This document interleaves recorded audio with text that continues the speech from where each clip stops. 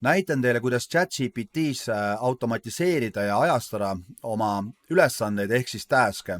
ChatGPT-l on tulnud selline uus ja tore tööriist GPT-4o with scheduled tasks. Annan talle siis prompti iga reede kell 8 hommikul tahan, et otsiksid veebist midagi põnevat, mis Tartus sel nädalavahetusel toimub. Hakkab seda ülesannet siis looma. Saame siis vaadata selle ülesande seadeid, vajutades siia 3 punkti peale ja edit. Otsi Tartus toimivaid üritusi, otsi midagi põnevat, mis Tartus sel nädalavahetusel toimub. Oleme pannud siis iganädalaselt, aga me tahame, et see tuleks meile reede hommikul kell 8. Siis me teame, mida reede õhtul ja laupäeval Tartus näiteks teha ja salvestame ära. Siis teine näide siia juurde, milleks ChatGPT task'i võib kasutada. Mul on ette valmistatud prompt, mis ütleb siis, et iga päev kell 4 õhtul tuleta mulle meelde, et ma trennist kõrvale ei hiiliks. Loob siis selle task'i minu jaoks, vaatame sinna sisse, edit, get reminder about training, tell me to stay consistent with my training, iga päev ehk siis daily ja 4 PM ehk kell 4 õhtul. Salvestame ära. Selleks, et luua natukene põhjalikum ja sisukam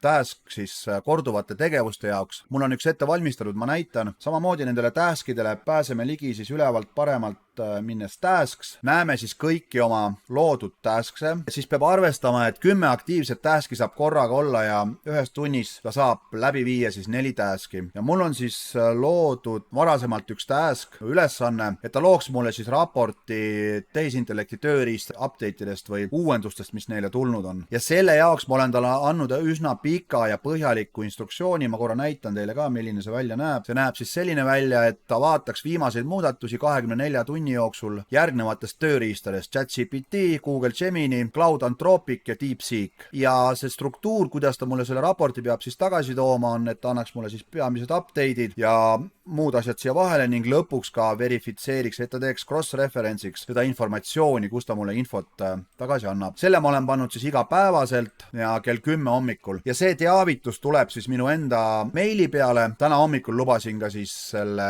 desktop notification'i. Väikene note siia juurde, et kui ta täna hommikust kella 10 task'i mul läbi viis, siis ma tegelikult selle teavituse sain kuskil 10:45. Ja selline hea tööriist siis teatud asjade, tegevuste, ülesannete automatiseerimiseks ja personaalsete tegevuste siis meelde tuletamiseks või iseenda motiveerimiseks.